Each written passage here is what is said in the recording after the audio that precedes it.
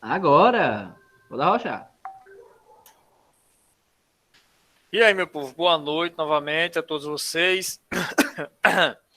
Vamos começar a nossa aula de história. Para quem não me conhece, estou sabendo que tem uma galera nova aí com a gente, galera lá de Riacho. Sou o professor Bruno Jeremias, sou professor de história, aquela disciplina que é a mais legal de todas. Né? Eu sei no coração de vocês o quanto vocês amam decorar aquelas datas, estudar Napoleões e tudo mais. Então, prazer estar com vocês, espero que vocês gostem da nossa aula.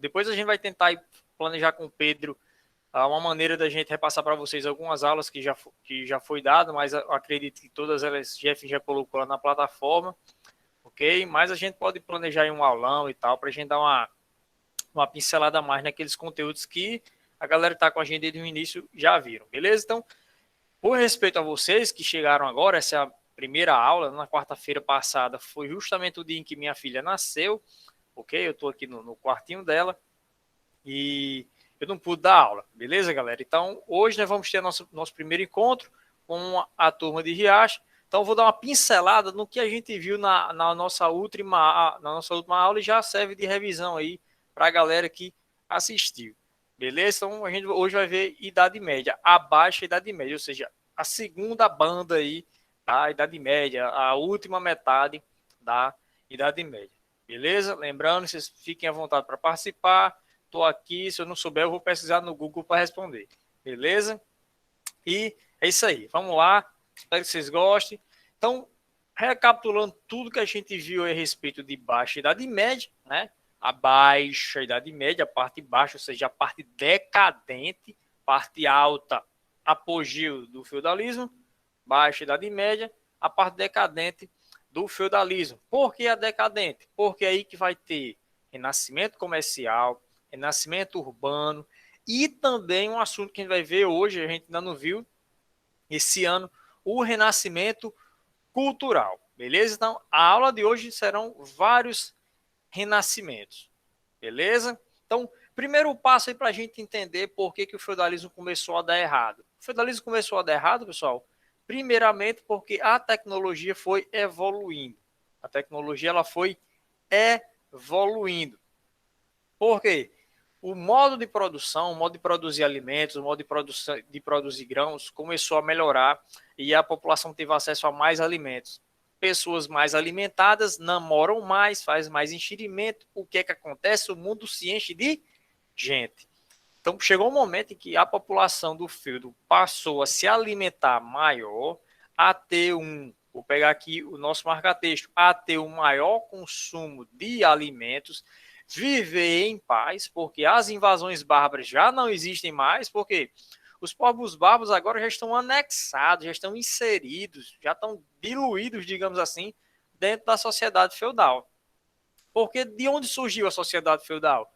Dos restos do Império Romano, com a mistura da cultura medieval, da cultura bárbara. Né? Então, é o resto do, do Império Romano com o resto dos povos bárbaros. Você vai misturar aí, você vai ter o reino dos francos, você vai ter também o feudalismo. Ok?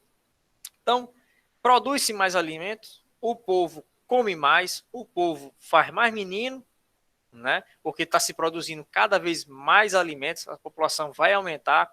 Para onde é que vai esse povo que não tem onde morar mais no feudo? Porque o feudo está ficando pequeno, os feudos estão ficando cada vez mais superlotados. O povo vai para a cidade. Então começa a existir aí um abandono do feudo, porque está superlotado, e as pessoas vão começar a sair da agricultura e ir para um outro ramo de vida, que é o quê? O comércio. Ok? Então, com o aumento da produção de alimentos, a população vai começar a sair do feudo e vai para as cidades. Buscar o quê? Buscar as benditas das feiras. Que aconteciam 2, 3 vezes ao ano, demoravam um mês, umas feiras gigantescas, onde todos os agricultores daquela região levavam os produtos excedentes, não levava tudo que se produzia, você leva o que sobra. Se você precisa de 100 quilos de arroz para manter a população do seu feudo, da sua fazenda viva, você produz 150, você deixa 100 lá, aqueles 50 que sobra, você faz o quê? Você leva para a feira para vender, ok?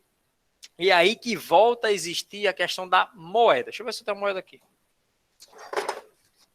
É aí que nós vamos ter o retorno do uso da moeda. Lembrando que isso aqui, pessoal, a moeda, né, um símbolo de valor, um símbolo de tesouro, no feudalismo ele era inexistente.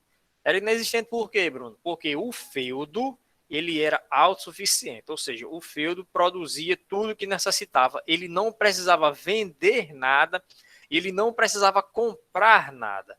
Se você não compra e nem vende, para que serve uma moeda? Mas a partir do momento que o feudo começou a declinar, o feudalismo começou a declinar e passou a ser substituído pelas cidades, volta-se ao uso da moeda. Beleza? Entendidos até aqui? Estou dando uma revisão aí para vocês. Vou deixar minha moedinha aqui. Eu acho que eu vou já começar a usar ela mais outras vezes. Ok? Então, é a retomada das cidades com o excedente populacional, né, atraídos pelo comércio, atraídos pelas feiras, e isso começou graças aos aperfeiçoamentos das técnicas agrícolas. Aí você vai ter o moinho hidráulico, o arado de ferro, que antes era um arado de madeira, não cortava bem a terra, né? A charrua, a carroça. Os caras inventaram muita coisa. Olha, pessoal, só para vocês terem noção. Só a nível de curiosidade, a Idade Média ela é conhecida como a Idade das Trevas, né? Muitas pessoas, muitos professores gostam de usar esse termo, a Idade das Trevas. Mas de trevas ela não teve nada. Quem aí de vocês gosta do carnaval? Carnaval. Yeah, arrastão. Yeah, vou beijar 38. Yeah. O carnaval é uma criação do feudalismo, é uma criação da Idade Média, dessa famosa Idade das Trevas. As universidades, os bancos, tudo isso aí surgiu, o relógio mecânico. Enfim, nós hoje bebemos de muitas inovações que surgiram nessa tal Idade das Trevas. Então, é um termo que nem sempre ele é bem aceito você chamar a Idade Média de Idade das Trevas. Beleza? Porque muita coisa que a gente usa hoje em dia surgiu nessa bendita dessa idade aí. Ok? Vocês podem até se aprofundar mais nisso depois, pesquisando no YouTube. Tem uma palestra de a maior autoridade da Idade Média do Brasil, ele deu uma palestra a respeito disso, né? Do que a gente herdou da Idade Média, ele falando para alunos de UniF, tem no YouTube, depois vocês pesquisem aí. Enfim, então o que é que acontece? Maior produção agrícola, mais gente, não cabe gente no feudo, essa gente vai para onde? Para as cidades. E as cidades têm o quê? Feiras. E ao redor dessas feiras vão surgir um monte de casa, e isso aí vai crescendo, vai crescendo, vai crescendo, e aí a gente vai ter um burgo, né? O burgo. E quem morava nos burgos, que eram essas cidades fortificadas, eram os burgueses. Daí surgiu a expressão burguesia, né? Que eram as pessoas que viviam nos burgos, ou seja, viviam nas cidades medievais. Outra coisa também que vai abalar bastante o feudalismo foi o movimento cruzadista. Movimento cruzadista, está aqui o conceito, movimento religioso, mas nem tanto, e militar, né, dos cristãos para retomar a Terra Santa que estava em poder dos muçulmanos. Os turcos seljúcidas, os muçulmanos, os árabes, você pode chamar de qualquer maneira, eram os muçulmanos, né, os islamistas, como a gente hoje atualmente chama mais islamistas do que muçulmanos. Eles se apossaram da terra de Jerusalém, da cidade de Jerusalém, que é uma cidade considerada sagrada para as 3 maiores religiões do mundo. É sagrada para o cristão, é sagrada para o judeu e é sagrada para o muçulmano. E eles se apossaram. Jerusalém era um entreposto comercial muito grande, porque ligava a Europa e a Ásia. Esse fluxo de comércio, tapete, vinho, perfume, maconha, tinha muita coisa que passava nesse comércio Europa e Ásia, e passava tudo por Jerusalém. Então, Jerusalém era uma cidade importante. E os muçulmanos se apossaram dela, né? Aí o imperador de Constantinopla mandou uma carta para o Papa, e ajuda aqui que os muçulmanos estão tomando a nossa cidade sagrada. E aí o Papa Urbano II convocou toda a cristandade para retomar a cidade de Jerusalém. Deu certo? Não deu certo. Foi um verdadeiro fracasso militar. Foram 8 cruzadas, ou seja, 8 grandes expedições, 2 extraoficiais.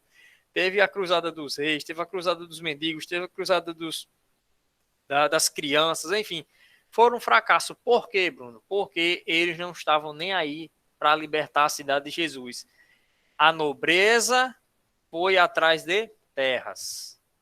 A nobreza foi atrás de terras. E quem era pobre foi atrás de uma boa aventura, enriquecer. Porque a Igreja Católica prometeu o perdão dos pecados, a cura de doença para quem morresse lutando por Jerusalém. Aí a vagabundagem da Europa ficava, se ele tá aqui bebendo, me dá uma espada aí, boy. Eu vou lá e vou lutar por Jerusalém. Se eu morrer, vou pro céu. E se eu ficar vivo, vai que eu arrumo um casamento, uma fazenda, uma coisa, enfim. Não deu certo porque o interesse religioso foi deixado de lado e trocado pelo interesse financeiro.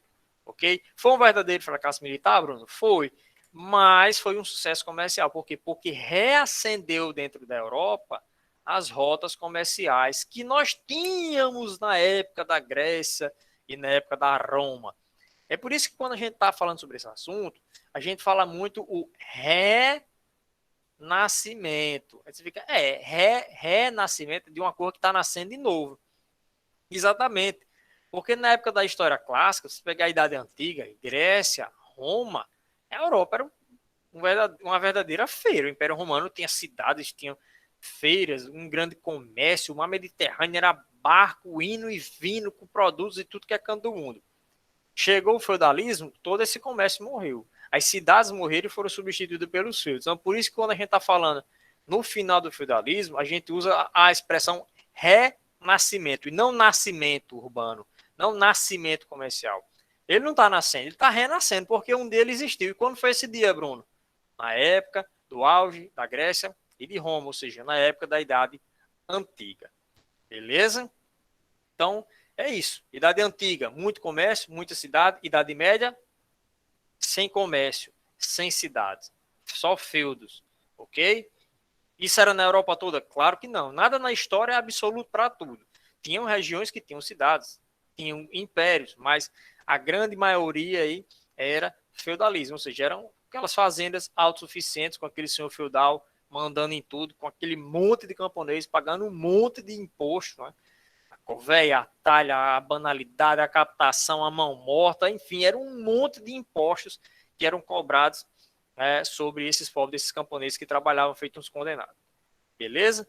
Então, as cruzadas não deram certo, porém, todavia, né, ajudaram a reacender o comércio dentro da Europa. Por quê? Porque os cavaleiros saíam andando e paravam em cidades, e nessas cidades onde eles paravam, eles consumiam bebidas, eles iam para os cabarés, enfim, compravam alimentos. Então, movimentava muito o comércio e aí começou a reacender tanto as rotas como as próprias feiras. Ok? O renascimento comercial, impulsionado bastante pelas cruzadas, vai começar nas cidades italianas. Por quê? Se você olhar no mapa, pessoal, a Itália é um porto, né? A Itália tem mar, tudo que é lado. Está aqui a Itália, essa botinha aqui que os professores adoram desenhar. Aqui, ó, é um porto. Para onde você olha tem mar. Então, era como se eles fossem os fenícios. Né? Eu lembro de Idade Antiga, era como se eles fossem os fenícios da Europa. Um povo muito bom em navegação, com muitos postos naturais. Isso facilitou bastante. Então, para você ir para Jerusalém de barcos, você basicamente tinha que passar pela Itália. Nem que fosse para parar para comprar aquelas velhas coxinhas de Laje.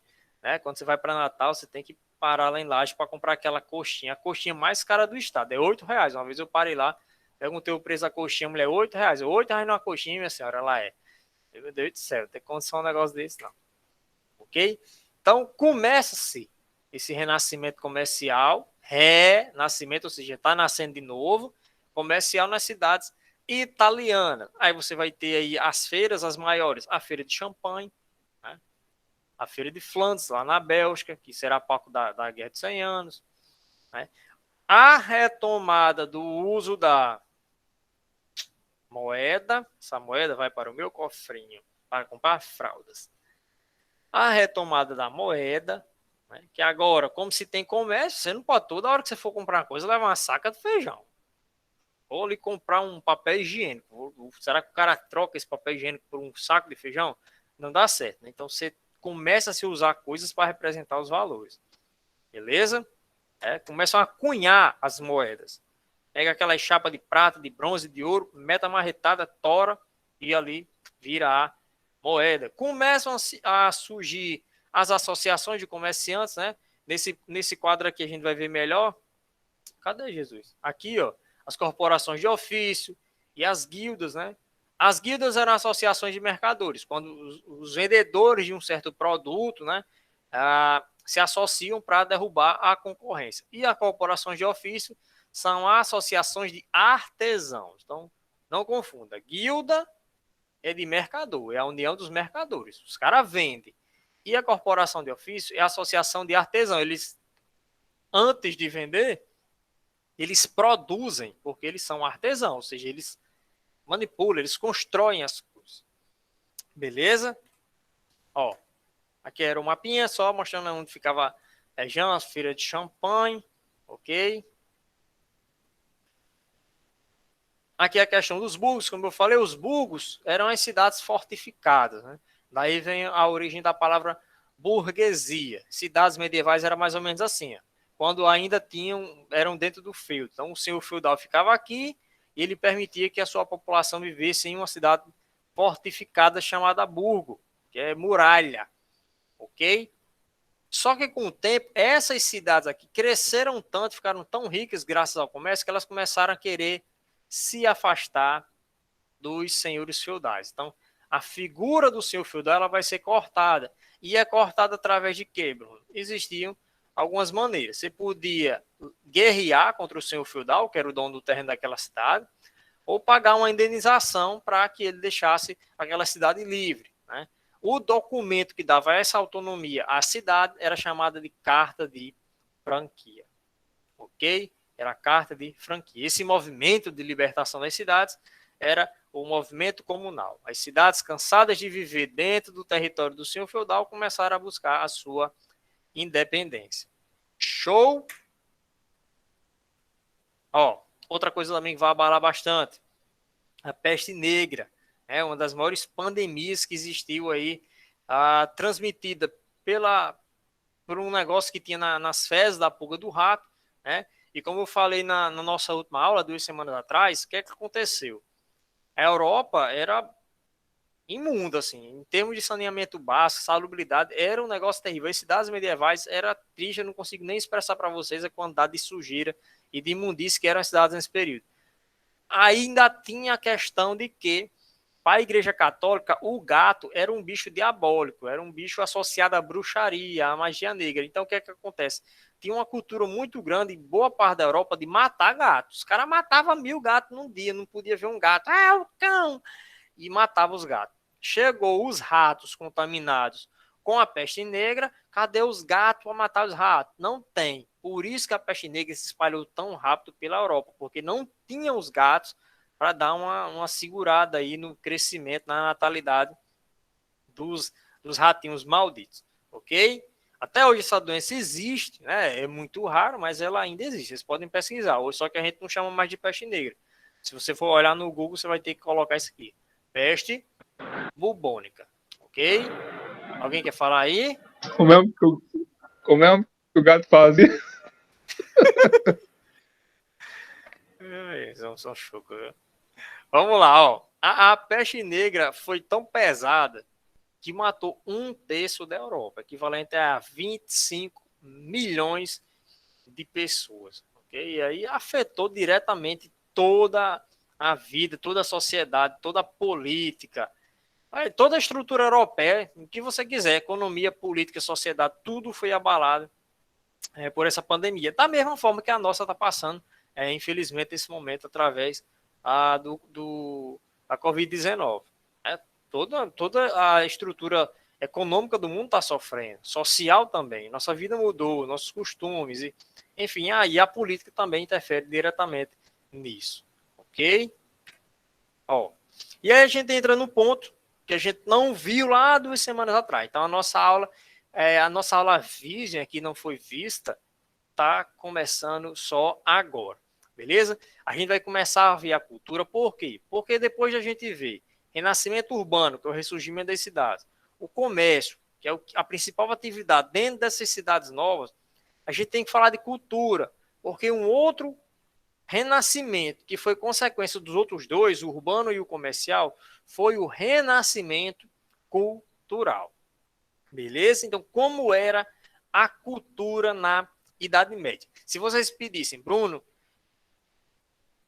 diga aí uma palavra para resumir tudo, uma palavra que resuma completamente a cultura medieval, a cultura na Idade Média. Existe, Bruno, essa palavra, eu vou dizer a você, irmão, que existe sim.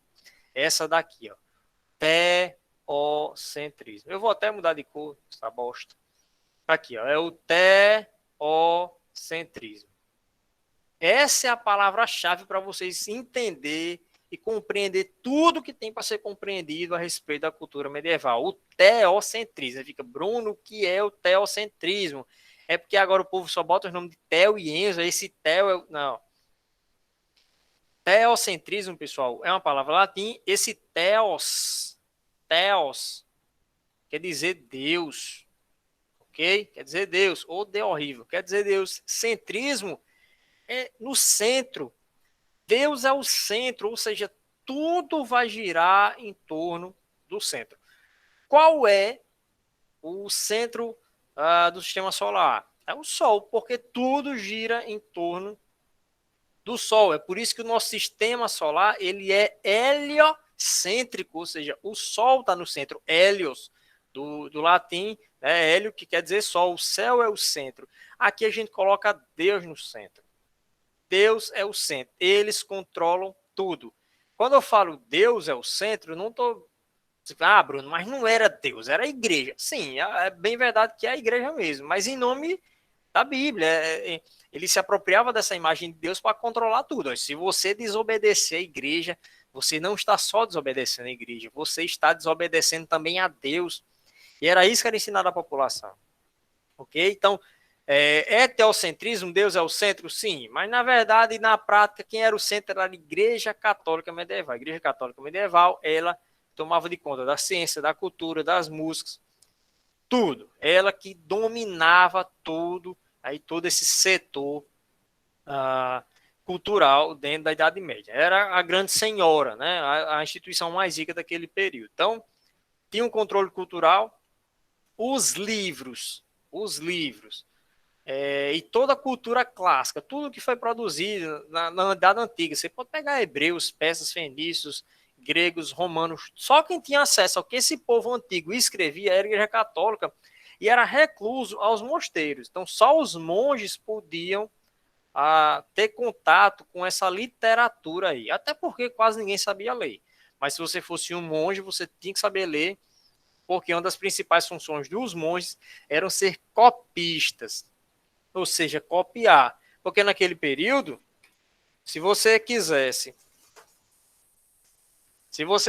uma cópia disso aqui, né? Então você quer, eu quero uma cópia dessa portaria do governo do estado sobre o retorno às aulas presenciais. Você fica, Bruno, eu quero uma cópia disso aqui.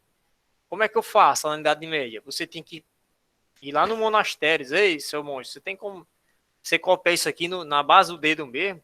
O monge se sentar na mesinha, naquele ambiente frio, escuro e silencioso e calmo, oh Deus poderoso, e começava a copiar.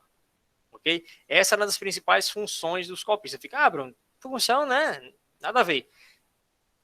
Pessoal, foi de suma importância os mosteiros. Por quê? Porque se não fossem os mosteiros, talvez a gente não soubesse nem 5% do que a gente sabe sobre o passado da humanidade. Porque tudo que tinha sido descoberto, de filosofia, de mitologia, até literatura erótica da Grécia e de Roma, os monges copiavam, porque na cabeça deles tudo era importante para que algum dia alguém usasse. Então, até contos eróticos antigos, de 2, 3 mil anos, os monges copiavam. Copiavam no punho. Bruno, eu quero uma Bíblia. Ixi, o monge já passado 1 ano e meio lá copiando para terminar essa sua Bíblia. Mas era assim, então foi uma das formas de preservar.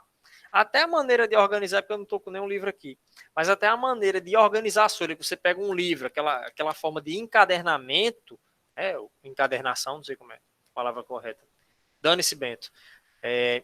Até aquela maneira que a gente hoje, quando você pega um livro, ele é encadenado daquela maneira, foi criado pela Igreja Católica, pelos monges, porque antes os livros eram todos assim. Eram todos assim. Eles disseram, não, é mais fácil você organizar assim, porque é só... É muito mais prático. Então, a gente usa muita coisa que foi criada na famosa Idade das Trevas. Idade das Trevas, bote aspa aí, meu povo, porque eu acho que de trevas foi bem pouquinha coisa. Ok? É tanto, pessoal, que até as universidades vão surgir aí nesse período. Em um primeiro momento, sim, comandados principalmente pela igreja, por professores bancados pela igreja, e que tinham um ensino, sim, muito relacionado com a religião. Só que isso vai passando e cada vez o ensino vai se tornando cada vez mais laico. O que é um ensino laico, Bruno? Não é um ensino sem influência religiosa. Okay? Não é um... Por favor, não entendam laico como ateu. Ateu é uma coisa e laico é outra. Né? Tem gente que fica... Bruno, na nota do real tem Deus seja louvado, mas o Estado é laico. Por que tem Deus seja louvado? Pode ter, meu povo, porque um Estado laico não é um Estado ateu. Existe uma diferença. Laico é quando você não deixa a religião influenciar e direcionar o governo daquele. Você não obriga as pessoas a ser cristão no Brasil. Você não obriga. Não é porque na nota de real tem Deus seja louvado que todo mundo é obrigado a acreditar em Deus. Por isso é um Estado laico. Todas as manifestações de religião ou falta de religião podem ser faladas. Aí se for um Estado ateu, aí sim. Se fosse um Estado ateu, oficialmente, genuinamente ateu, aí claro que ter Deus seja louvado seria uma grande contradição. Beleza? Então, as universidades vão começar com a forte influência da igreja. Os primeiros cientistas, você pode pegar Nicolau Copérnico, Galileu Galilei. A maioria dos cientistas que inventaram tudo de matemática, química, física, eram homens que estudaram nessas universidades criadas pela Igreja Católica. Eram homens cristãos e criaram... tem até uma curiosidade, vocês sabem, mas a teoria do Big Bang foi idealizada por um padre. A teoria do Big Bang foi idealizada por um padre. Muitos usam como uma maneira de explicar a não existência de Deus, mas a própria teoria do Big Bang foi idealizada e criada por um padre. Ok? Então, existia esse controle total da igreja sobre a cultura da sociedade medieval. Ok? Só que existe uma diferençazinha. Na Alta Idade Média, que é a primeira parte da Idade Média, né, a alta, o início, né, o apogeu do feudalismo, lá quem era o principal nome da filosofia do controle social era Santo Agostinho. Esse era o cara que as ideias dele foram as ideias que digamos assim, direcionaram todo o ensino, toda a educação, toda a teologia daquele período. Era o famoso Santo Tomás de Agostinho. Já li 2 livros dele, porque eu acredito e sigo algumas das ideias dele. Ok? Algumas análises teológicas dele a respeito da Bíblia, eu concordo com ele. Ok? Então, qual é o resumo do pensamento de Agostinho, que era o pensamento da Alta Idade Média? A filosofia clássica, ou seja, a filosofia greco-romana, Grécia e Roma, ela pode sim se misturar com o cristianismo. Ou seja, não existe contradição entre Sócrates, Aristóteles e Platão e o cristianismo. Então, essa era uma das principais ideias de Santo Agostinho. Que o cristianismo pode sim se relacionar com as ideias da filosofia greco-romana. Né? E quais são os principais nomes? Os que eu citei. Sócrates, Aristóteles e Platão, que aí vocês vão estudar em uma outra aula, essa parte de filosofia. Para Santo Agostinho, a natureza do homem é corrompida, ou seja, todo homem ele é corrompido, a natureza do homem é corrompida, e por si só ele não consegue ser salvo. Então, como é que o homem pode ser salvo, de acordo com São Tomás de Agostinho? Através da fé em Deus. É um momento que você tem fé em Deus, através da fé, né? Efésios, aí para a galera que entende de Bíblia, através da fé que você é salvo. Né? Mas essa fé não vem de vós, é dom de Deus, como também está escrito na Bíblia. Então, para São Tomás de Agostinho, ele acreditava na questão da predestinação, né? Que Deus escolhia, Deus já predestinava antes mesmo do nascimento os seus eleitos. Então, e essa salvação era feita através da fé. Era impossível você ser salvo se você não tivesse fé, só que essa fé era um dom de Deus. Deus que lhe dava essa fé para que você pudesse ser salvo. Isso na alta Idade Média. Quando a gente chega na baixa Idade Média, aí não é mais Agostinho que vai dar as rédeas. O principal nome aqui vai ser São Tomás de Aquino. Okay? São Tomás de Aquino, o criador da escolástica. Já viram falar esse nome aqui? Escolástica. Eu conheço um cara que o nome dele é escolástico. Okay? A escolástica. Resumindo bem o que é a escolástica. A escolástica é a filosofia que acredita que a fé, preste atenção, que a fé e a razão, ou seja, a ciência, vamos chamar aqui ciência que fica mais fácil de entender, e a ciência, elas podem viver em harmonia. Ou seja, não é porque eu sou um cientista que eu tenho que ser ateu. Não é porque eu sou um padre que eu não acredito na ciência. Eu não posso fazer um experimento para provar nada se eu for um cristão, um monge. Então, para São Tomás de Aquino, ele vai dizer, não existe contradição. Não existe contradição. A razão e a fé, elas são harmônicas. Uma não anula a outra. É a mesma coisa, a ciência e a igreja, a ciência e a religião, elas não são inimigas. Pelo contrário, elas se confirmam. Ok? Eu sou adepto, essa aqui é a minha opinião, viu, pessoal? Não vai botar no Enem, não. Essa é a opinião do professor Bruninho da Carnaçada. Eu sou adepto dessa ideia de que a fé e a razão elas não se anulam, né? Mas elas estão muito mais ligadas do que a gente imagina. Então eu acredito que se você acha que a ciência anula a fé, ou você sabe pouco de ciência ou você sabe pouco de fé, ok? E olha aqui, uma diferença de São Tomás de Aquino para Agostinho. São Tomás de Aquino ele vai dizer que o homem é salvo através das suas obras. Por quê? Porque ele defendia a questão do livre arbítrio, ou seja, o esforço do homem deve ser valorizado. Né? Por quê? Porque através do esforço humano, através das boas obras, que o homem consegue ir para o céu. Então, na Alta Idade Média, tinha muita questão da predestinação. Né? Deus escolhe uns e outros não. Predestinação não é só isso, não estou falando de modo bem simples. Já na Baixa Idade Média, finalzinho da Idade Média, São Tomás de Aquino vai dizer o quê? Não, o homem ele tem que se esforçar. O homem ele tem que se esforçar para poder ele ser salvo. Ok? O clero, ou seja, a igreja, é a que dá a orientação moral e espiritual ao homem, para que a partir dessa orientação ele possa escolher. Então, existe uma liberdade de escolha, existe o livre-arbítrio, mas você deve escolher de acordo com o que a igreja lhe ensina. Se você começar a escolher as coisas de acordo com o que a igreja condena, aí você vai parar no inferno. Né? Isso na ideia deles. Ok? Uma coisa também muito interessante, preste bem atenção nisso. A igreja ela defendia a política do preço justo. O que seria a política do preço justo? Que você não deveria vender nada para ter um lucro muito grande. Então, eu gasto R$50 para produzir esse perfume aqui. Eu sou um boticário. Né? Quem não sabe, boticário era o nome utilizado dos fazedores, dos alquimistas que faziam perfume. Então, eu sou um boticário e aí eu faço esse perfume aqui e eu gasto para fazer esse perfume R$50. E na hora de vender eu vou lá e boto na minha banquinha lá na feira e boto a R$200. Esse preço de R$200 ele é justo para algo que eu gastei 50 para fazer? É claro que não é justo, né? Então o que a igreja vai orientar? Olha, Bruno, você gastou R$50 para fazer esse perfume? Então venda ela 60.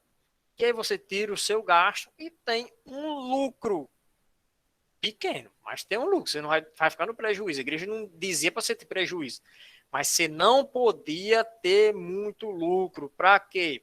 Porque se você tivesse muito lucro, você ia enriquecer. E se você enriquece, você ia ter uma vida de luxo. E a luxúria, o luxo, era condenado pela Igreja Católica, apesar dela ser a instituição mais rica e luxuosa daquele período. mas ela proibia os burgueses, os comerciantes, os senhores feudais, os reis, de viverem em luxo muito grande. Ok? Ela pregava piedade, a humildade. A maioria da elite, né, do alto clero, não praticava isso, vivia no luxo, mas eles condenavam que o resto da população vivesse no luxo. Então, por isso que eles pregavam o preço justo. Você tem que vender para lucrar apenas umas bandinhas, ok? Outra coisa interessante é que eles condenavam a usura. Bruno, pelo amor de Deus, o que é usura? Usura é simplesmente emprestar com juros, beleza? Vocês me emprestam R$1, aí vocês dizem, olha, Bruno, eu estou lhe emprestando esse R$1. R$1 não dá mais para comprar porra nenhuma, né, hoje em dia, né? Tá 3 pão. Você vai comprar esse real, Bruno. Você vai levar esse real, vai comprar esse real. Você vai levar esse real, mas próxima semana, quando você for pagar o empréstimo, você vai pagar com 1,20. R$1,20. Isso é pagar, isso é usar com juros, é emprestar através de juros. Alguém quer falar aí?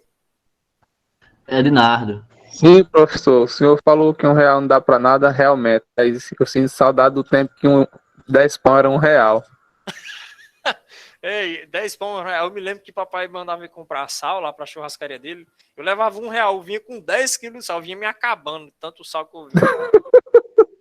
Sério, um dia desse eu me lembrei, eu disse, mas rapaz, Era desse jeito. Só aquela época aí, quem compra ali viveu, sal, viveu, viu? comprei R$1 de sal, eu vinha com um saco de sal, assim, gigantesco, 10 quilos de sal. Hoje é o quê? 1 quilo de sal tá 60 centavos, 70? Ai, Não, meu não. Deus do céu. Ah, complicado demais, viu? Pois é, então a usura é emprestar dinheiro a juros. Vocês entendem bem o que é Bruno, isso, né? Pois não, pode falar. tem Valton também. Fala aí, Valton. Pode falar, mas. Bruno, na questão lá do preço justo que você falou, Ah, sobre que a pessoa poderia ficar rica, né, e uhum. riqueza significar também luxúria, também poderia ser por causa que se a pessoa ficasse rica, consequentemente ia ter mais poder que a igreja, né? Também Sim, poderia ser por isso? a igreja sempre teve medo de que essa autoridade, esse controle cultural existisse. É tanto, Walton, que só foi a burguesia começar a crescer e ficar rica, que é o que vai acontecer? A reforma protestante. E a reforma protestante foi apoiada por quem? Pela burguesia. Tá entendendo? O que você falou tem todo sentido. Por quê? Porque quanto mais poderosa os comerciantes ficaram, eles começaram a questionar a igreja. Começaram a questionar a igreja, questionaram tanto que houve a reforma protestante de 1517.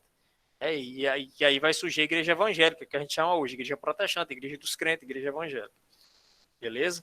Então, existia sim esse medo, né? Quanto mais dinheiro, mais você vai questionar. Vai chegar um ponto em que a burguesia vai ter mais dinheiro do que os reis que apoiavam a igreja. E aí a igreja não vai ter mais o que fazer. Porque a burguesia quer gastar, ou quer lucrar. Então, as igrejas evangélicas, se você pegar os protestantes daquele período, você pegar Calvino, Calvino dizia que a riqueza era um sinal de salvação. Aí você é um burguês, você é um comerciante. Aí você vai querer ser católico, que você não pode ser rico, senão você vai para o inferno, ou você vai ser protestante, que se você é rico é um sinal que você vai para o céu. É claro que você vai apoiar a religião protestante. Por quê? Porque a sua riqueza, você ser uma pessoa bem-sucedida para eles, é um sinal de que você é o eleito de Deus. Né? Tá entendendo? Então, é bem nesse sentido mesmo aí a sua colocação. Tá Beleza? certo, muito obrigado. Valeu. Mais alguém quer falar? Deixa eu só tomar um carocinho d'água. Morrendo de sede aqui. Desde ontem que eu não tomo água. Pois é, rapaz. R$1 dava pra comprar coisa. Eu me lembro que R$1 vinha com as mãos assim, tupetada de Big Big, assim. Quando não era Big Big, era aqueles confeitos verdinhos de hortelã. Menino, dava pra alimentar uma família. Com R$1 você comprar, eu acho que era 3 por 10 centavos aqueles confeitos. Vocês não viveram não esse tempo. Era 10 pão, era 10 pão. Era. Hoje em dia tem padaria que é 1 pão e 50 centavos, pelo amor de Deus. Me falaram que dava até para comprar botijão, né? Assim que começou a sair o real, com R$1, R$2, teve um tempo. Aí, do botijão não me lembrei um preço, não. Do botijão não me lembrei um preço. Porque nunca me mandavam, papai nunca mandava comprar o botijão, não. Mas eu comprava cigarro. Eu me lembro que era assim, muito barato. Não sei como é cigarro hoje em dia, mas na época era baratinho demais. Cigarro também. Eu levava umas pratinhas para comprar cigarro para papai, na época que ele fumava. Mudou demais. Hoje está tudo muito caro. Muito, muito, muito caro. Mas vamos lá. Deixa eu só olhar a hora aqui e ver se eu tô. Vixe, Maria. Meu Deus do céu. Então vamos lá. Na arquitetura nós vamos ter dois estilos arquitetônicos aí, né? Na Alta Idade Média, nós vamos ter o mais simplinhos, é o românico. Preste atenção, pessoal, que eu não estou falando romântico, viu? Tem aluno que confunde. Tem uns alunos do 6º ano e eles vão botar isso aqui, eles botam românticos. Não, meu filho, que arquitetura é essa? Que o cara ficar fazendo poesia de juras de amor para... Não, é românico. Por quê? Porque pega a essência da arquitetura de Roma. Eu vou explicar logo na foto, para não ficar nenhuma dúvida. Então, construções maciças, pesadas, linhas simples, horizontalidade, muitas linhas assim deitadas, né? Poucas janelas, porque passavam a ideia de segurança e tranquilidade. E tinha outro, esse aqui é da galera que usa preto, e usa essas camisas de filme. Era o estilo gótico, ok? O gótico não, o românico mal tem janela, bem simples. Aí quando você vai pro gótico, meu patrão, olhe isso aqui. Que negócio bonito, cheio de detalhes, leveza, graciosidade, verticalidade, grandes janelas, vitrais, luminosidade, tudo muito claro, muito vivo para transmitir alegria. Então existiam esses dois estilos aí arquitetônicos. O românico na Alta Idade Média, e o estilo gótico característico da Baixa Idade Média. Beleza? Show de bola. E aí a gente chega no bendito do Renascimento comercial. Eu vou até 9h30 hoje, beleza? Dá certo? Dá certo? Ir até 9h30? Pra gente ver bem aqui esse Renascimento cultural. Dá sim, Bruno. Dá Pronto. sim. Até 9h30, enquanto a menina não chorar e a mulher chamar, eu tô aqui. Bom, o renascimento cultural, pessoal, foi uma das consequências dos renascimentos urbanos e comercial, ok? Como o Walton falou, a igreja não queria que as pessoas ficassem mais ricas para não questionar. E uma das coisas que vai levar ao questionamento daquela cultura fechada, aquela cultura teocêntrica, é o pensamento renascentista aqui no Renascimento Cultural, beleza? Então, aqui, Walton, a gente já começa a ver algumas críticas à postura e aquele controle da Igreja Católica, tanto que vai gerar a famosa Idade das Trevas, beleza? Então, vamos lá, uma definição aí. Movimento cultural e artístico que rompeu com o padrão. Olha aí, onde está o questionamento da igreja? Já estou começando a ver o questionamento aí. Rompeu, olha as palavras-chave que eu tanto gosto de falar. Rompeu com o padrão de pensamento vigente do mundo medieval. Qual era o padrão de pensamento vigente do mundo medieval, meu povo? Era o teocentrismo. Beleza? Então não se esqueça. Olha. O Renascimento Cultural foi um movimento que vai romper, ou seja, vai separar com o padrão do pensamento vigente do mundo medieval. Que era o quê? Controle da igreja, ou seja, o teocentrismo, introduzindo uma cultura laica. Introduzindo uma cultura não religiosa, ok? Podia ser religiosa, Bruno? Tinha renascentistas religiosos? Tinha, e tinha muitos. Muitos eram religiosos. Você for hoje para o Vaticano, meu povo, qualquer 30 mil vocês podem ir lá. Se vocês hoje for no Vaticano, a Capela Sistina, monumentos, arquitetura, tudo foi feito por renascentistas, e eles fizeram obras religiosas, ok? Mas você não era obrigado a ser religioso. Você podia fazer religioso, também você podia fazer não religioso. Ok? Quando é que vai começar aí? No século XIV até o século XVI. Aonde? No mesmo canto que começou a comercial e a urbana, na bendita da Itália. Então começa na Itália, né? Por que começou na Itália? Pelo mesmo motivo que começou o comércio, porque lá foi onde começou as primeiras cidades, as primeiras feiras. Então, onde tem feira, meu povo, tem gente de tudo que é canto, né? Tem gente de tudo que é canto, vendendo tapete, vendendo seus produtos. Então, né, quando você viaja, um exemplo, quando você vai para... Fala, meu Deus. Eu apertei aqui alguma coisa, só não vou saber o que foi. Eu dei um zoom aqui, não foi? Ah, tá, voltou.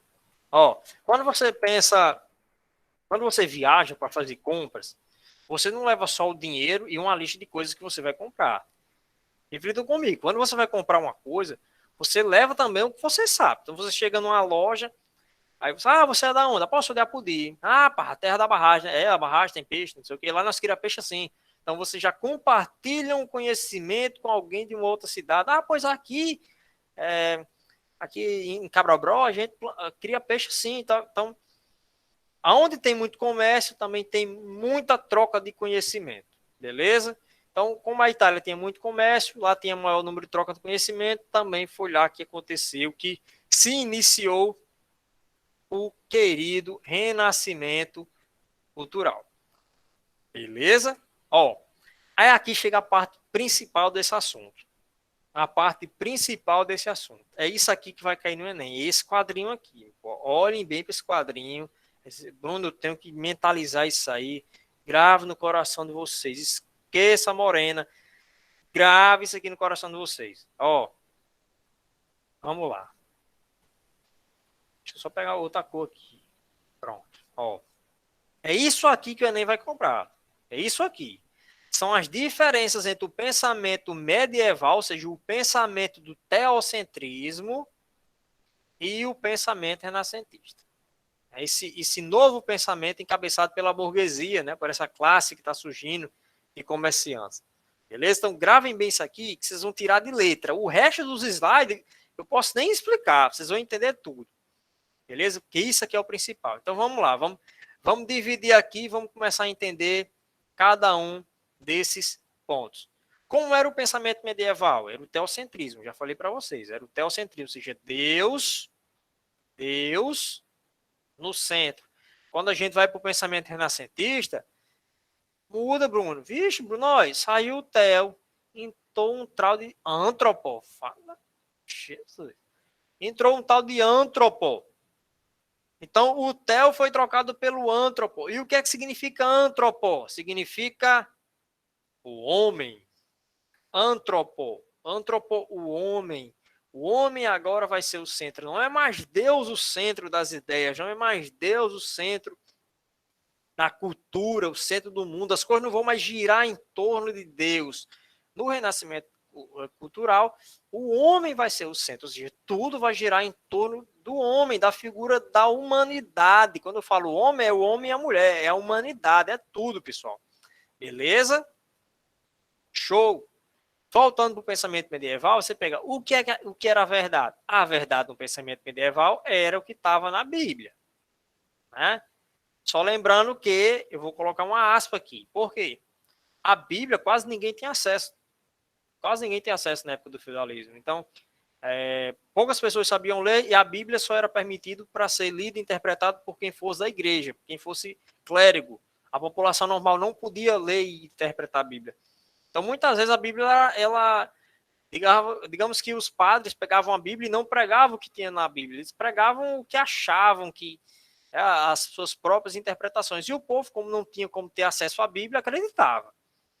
Beleza? Então, a verdade era a Bíblia e como a Bíblia era exposta. Ok? Então, no medieval, a verdade vinha da Bíblia e no que a igreja ensinava de acordo com a Bíblia. Quando a gente chega no pensamento renascentista, a verdade é o quê, Bruno? A verdade é experimentação. Isso aqui é ciência, meu povo. Isso aqui é experimentação. Você vai para um laboratório, vai descobrir as coisas, vai testar, vai provar, vai errar, vai acertar. É através da experimentação e da observação. Da observação. Eu sempre uso o exemplo da chuva. Lá no pensamento medieval, que você estava lá na Idade Média, quando começava a chover, eu vi, está chovendo por quê? Porque São Pedro está tomando banho. São Pedro está tomando banho. E o relâmpago é o quê? É o flash da selfie que ele tira, assim, tomando banho. Né? Quando você chega no pensamento renascentista, o que eles vão fazer? Por que chove? Vamos descobrir. Vamos observar o céu, vamos observar o sol. Vixe, eu percebi que as nuvens se formam quando o sol aquece a água evapora, forma as nuvens, depois ela vem para o continente e cai em forma de chuva, depois corre pelos rios. E através da observação e da experimentação, descobriu-se que a chuva acontece por causa do ciclo da água, né? Por causa do calor do sol, que faz a água evaporar e tudo mais. Então agora não existe mais a religião para explicar as coisas, e sim a ciência. A observação, a experimentação, é você testar, é você observar, é você ir para um laboratório, é você ficar estudando aquilo. A verdade vem através do estudo, a verdade vem através da ciência, beleza? Mas no medieval era a religião que dizia o que era verdade. Outra diferença, no pensamento medieval, a vida material não tinha importância. Isso aqui era o que a igreja não queira luxo não na vida de vocês. Tenha uma vida de piedade, não queira luxo, né? Tem uma vida só de caridade, de ajudar o próximo e tudo mais. Deixe ser rico só a cúpula da Igreja Católica Medieval. Já no Renascimento, não, a burguesia vai dizer, o quê? É bem dizer que eu vou ter que me contentar aqui com minha bicicletinha, minha Monarch do ano de 1972 aqui, não vou querer comprar minha Popzinha, não. Vou comprar minha Hiluxzinha, não. O quê? Né? Vou trabalhar para comprar as coisas assim, porque a vida terrena e material também é importante. Olha só a diferença. A vida material não tem importância no pensamento medieval. Mas já no pensamento renascentista, sim, você tem que trabalhar, tem que buscar as coisas, tem que melhorar, você tem que... A sua vida terrena e material também é importante. Você não pode pensar só no céu, não, né? A vida espiritual, vou só viver aqui como se só existe uma vida, a vida espiritual. Vou ficar só orando. Não. Que no pensamento renascentista ele vai dizer o quê? Não, você tem que se importar sim com sua vida terrena, com o que você tem, com o que você pode ganhar, com o que você pode conquistar. Por quê? Porque no Renascimento nós vamos ter a crença no progresso. O que seria essa crença no progresso? É a crença de que se está ruim, as coisas podem um dia melhorar. Corra atrás que você vai poder evoluir. Progresso é isso, é evoluir, é mudar, é sempre melhorar. Então existia esse pensamento otimista dentro do pensamento renascentista, em confronto com o conformismo lá do feudalismo. Por quê? Rapaz, tá ruim, meu amigo, é porque é assim, olha. Ih, rapaz, passando tanta fome, minha família, passando tanta fome, mas eu, minha esposa, meus 14 filhos e meu casal de papacu, a gente passa tanta fome. É porque Deus quer assim. Então não reclame. Né? No pensamento medieval era ensinado isso. Você tem que aceitar a vida do jeito que ela é e não querer mudar. Já no Renascimento não é progresso. Tá, mas se tá ruim, meu patrão, vai estudar, vá correr atrás dos seus sonhos para que você possa melhorar. Beleza? Olha que outra diferença interessante. O papel da natureza aí. A natureza, no pensamento medieval, era a fonte de todo pecado. Ou seja, a natureza humana ela é pecaminosa. A igreja ensinava que o pecado ele está intrínseco dentro da gente. A nossa natureza é só de onde sai o nosso pecado, a nossa carnalidade, a nossa fraqueza. É por isso que a gente peca, é por isso que a gente desagrada a Deus. Só que no Renascimento eles vão olhar para a natureza e vão dizer, e mano, é pecado, rapaz. A natureza é bela, a natureza humana, a maneira como nós somos, como pensamos, é o que nós temos de belo, porque nós somos os únicos seres do reino animal que podemos pensar, podemos raciocinar, que podemos agir sem ser só por instinto. Então, a natureza no Renascimento é a beleza do homem, né? É algo maravilhoso. É por isso que é o antropocentrismo, porque o homem ele passa a ser muito valorizado no Renascimento, como aquele ser especial. Não estou falando ainda da evolução, não. Bruno, então ele já acreditava na evolução, que o homem veio de um descendente comum dos animais. Não.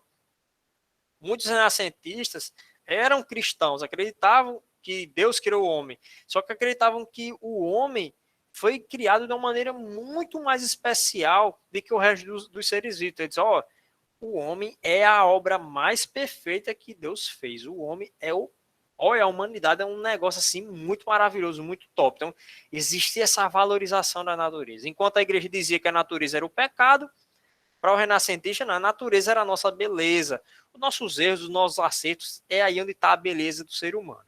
Beleza? Outra diferença também, no pensamento medieval, nós vamos ter aí o ascetismo. E o que seria o ascetismo? É você ter uma vida longe dos seus prazeres, longe das suas vontades. Ai, Bruno, eu achava tão bom tomar rapaz, mas vou para a igreja, rapaz, ó, isso que não posso mais beber não, eu estou bebendo demais, não posso não. Isso no pensamento medieval. Se você beber, se você fizer isso, você vai para o inferno. Quando você chega no renascimento, você tem que fazer o que você gosta. Você tem que buscar os seus prazeres, ou seja, você deve viver uma vida hedonista. O hedonismo, pessoal, é a busca do prazer. É a busca do prazer. Né? Tem aquela frase, independente do que seja, se lhe faz feliz, não é errado, né? Assinado Satanás. É mais ou menos isso. Não, se isso lhe faz feliz, faça. Não se importa quem vai julgar, se é errado, se não é. O que lhe faz feliz, busque os seus prazeres. O homem não deve abrir mão dos seus prazeres por causa do ensino religioso. O pensamento renascentista vai ensinar isso. É o hedonismo. Outra coisa aqui, ó, o dogmatismo. No pensamento medieval, ou seja, no feudalismo, nós vamos ter a crença nos dogmas. Bruno, o que é dogma? Dogma, pessoal, é uma verdade inquestionável. Dogma é uma verdade absoluta. Então, quais são as verdades absolutas do cristianismo? Você vai ter aí que Deus, ao mesmo tempo, é um e ao mesmo tempo é três. Existe o Deus Pai, o Deus Filho e o Deus Espírito Santo. Isso é um dogma. Que Jesus é filho de Deus, se encarnou, que foi crucificado e ressuscitou ao terceiro dia. Isso são dogmas, que o Espírito Santo está aqui, ele sabe aquela verdade que você não pode questionar, não, tá aqui na Bíblia, a Bíblia é a palavra de Deus, é isso e acabou. E isso são dogmas, são verdades absolutas, são verdades inquestionáveis, digamos assim. Então, no feudalismo tinha isso, tinham coisas que ninguém podia nem questionar. Se chegasse para a igreja católica, rapaz, mas será que Jesus era mesmo filho de Deus? Será? Será que era? Ixi, você ia queimar numa fogueira se chegasse com uma dessa para um padre. Ia ser queimado vivo como herege. Então existiam os dogmas, a crença em algumas verdades que elas são inquestionáveis. Já para os renascentistas, a fé é diferente da razão. Ou seja, a fé e a ciência, elas não namoram. Ou você vai ficar com seus dogmas, sua Bíblia, ou você vai acreditar na ciência. Isso era um pensamento deles, como eu já falei anteriormente. Eu não acredito nisso. Eu acredito que fé e ciência, elas são muito, muito, muito, muito, muito unidas. Beleza? Não vou ter tempo aqui de expor meu ponto de vista, mas nesses meus tantos anos de professor de história e de cristão, hoje eu já consigo, conectar muita coisa entre fé e ciência. Mas vamos lá. Entenderam esse quadrinho, pessoal? Entenderam esse quadrinho? Só para a gente fechar. Alguém quer falar? Só para a gente fechar aqui a aula de hoje, as características principais do renascimento cultural. Só para a gente fechar. Tenho 2 minutos, vou fechar. Ó. O humanismo, a valorização do ser humano, que é a criação mais perfeita de Deus. Deus, menino, criou o homem. Olha só a formosura. Negócio bonito desse, meu povo. Tem que ser feito por Deus. O antropocentrismo, a ideia de que o homem se encontra no centro do universo, ou seja, tudo deve girar em torno do homem e não mais de Deus. O individualismo, o homem não deve só pensar no coletivo, ele tem que se importar com ele mesmo. Essa questão aqui do individualismo, pessoal, vem muito do... não vou fazer isso não para não prejudicar ele. Não vou fazer isso não, vou ter que pensar na minha comunidade. Não, pense em você também. Você deve pensar primeiro em você para depois pensar no próximo. Essa era a ideia do individualismo no Renascimento. Você tem que pensar primeiro em você. Aí depois você pensa no próximo. Aqui tem algumas coisas que são praticamente a mesma coisa. Você pegar racionalismo, raciocinar, pensar para chegar nas suas respostas. É a mesma coisa de cientificismo, usar a ciência para chegar à resposta. Empirismo e experimentalismo, a mesma coisa também, pessoal. Ou seja, você usar métodos, é você ir para um laboratório, é você usar experimentos, é você usar testes, é você fazer estudos para obter respostas. Okay? O naturalismo, a valorização da natureza humana, como a gente falou, né? A natureza é algo belo, a natureza do homem é algo, nossa, uma obra-prima de Deus. E o hedonismo, a busca dos prazeres.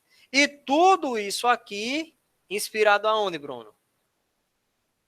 Na cultura greco-romana, ou seja, naquela cultura que existiu antes do feudalismo, de Grécia e de Roma.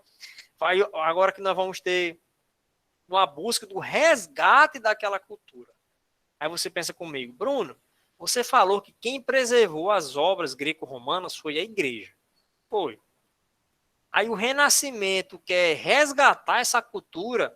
Então quer dizer que se não fosse os monges copiando os livros da Grécia e da Roma, talvez o Renascimento nunca tivesse acontecido. Esse Renascimento que critica a igreja, isso é, se não fosse os monges, o Renascimento que critica a igreja talvez nunca tivesse nem acontecido. Então olha só como são as ironias da história. Graças à igreja surgiu um movimento que criticava a igreja. Porque a igreja que copiou esses livros da Grécia e da Roma. E aí a burguesia teve acesso, nas universidades começaram a ler, e aí começaram a questionar a igreja. Mas se não fosse a igreja para preservar, nunca teriam acesso às obras gregas e romanas. Olha só que interessante. Ó, uma das coisas interessantes aí também, só para finalizar, essa imagem aqui. Isso aqui, pessoal, é um quadro medieval. É a crucificação de Jesus. E esse aqui representa a mesma imagem, a crucificação de Jesus, só que esse aqui foi feito já no Renascimento. Vocês conseguem identificar a diferença, pessoal? Qual é o que tem mais detalhes aqui?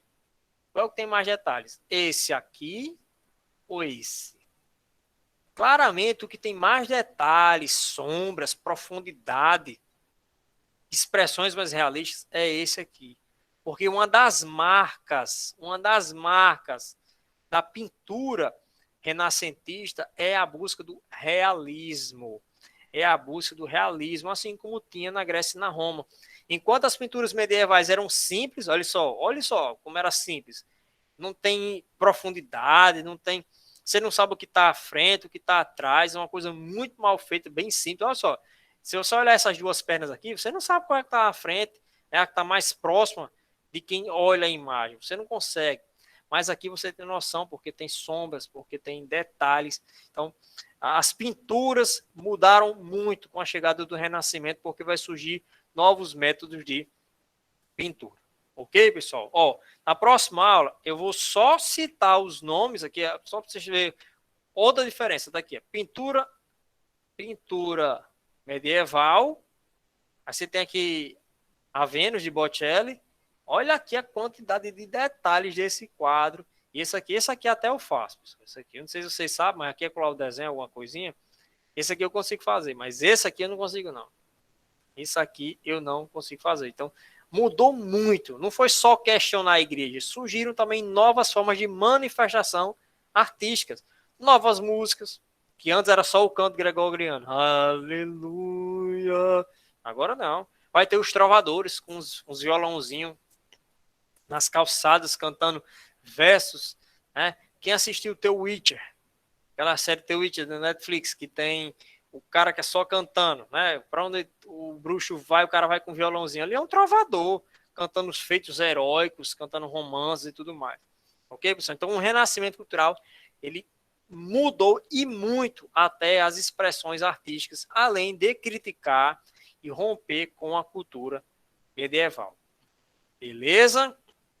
Próxima aula, eu acho que na próxima aula a gente já vai ver reforma protestante. Se a gente não ver reforma protestante na próxima aula, a gente já vê grandes navegações para a gente já começar a ver Brasil. Beleza? Então, ao longo da próxima semana eu já coloco para vocês o slide que a gente vai usar. Tem mais coisa nesse slide aqui, mas eu já falei o principal. Se você chegar em casa, vocês vão só olhar os nomes, ó, só os nomes dos artistas, pessoal. Aqui são só nomes dos artistas e as obras deles. Então, vocês podem olhar na casa de vocês. Esse slide já está na Professor, tem nossa... como você olhar o chat? Tem sim, olha agora. Deixa eu só dar um alt tab. Fizeram uma pergunta. Oi? Onde é o chat, Fizeram meu uma povo? pergunta lá.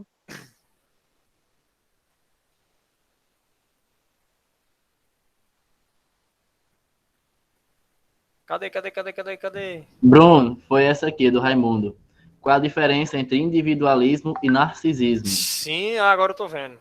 De Raimundo Santana, né? Qual a diferença entre individualismo e narcisismo? Isso. O narcisismo é a idolatria a você mesmo, Raimundo. O narcisismo é você amar tanto a si mesmo a ponto de você cegar e você não conseguir olhar nada. Assim. É um individualismo que vai além do não pensar no próximo.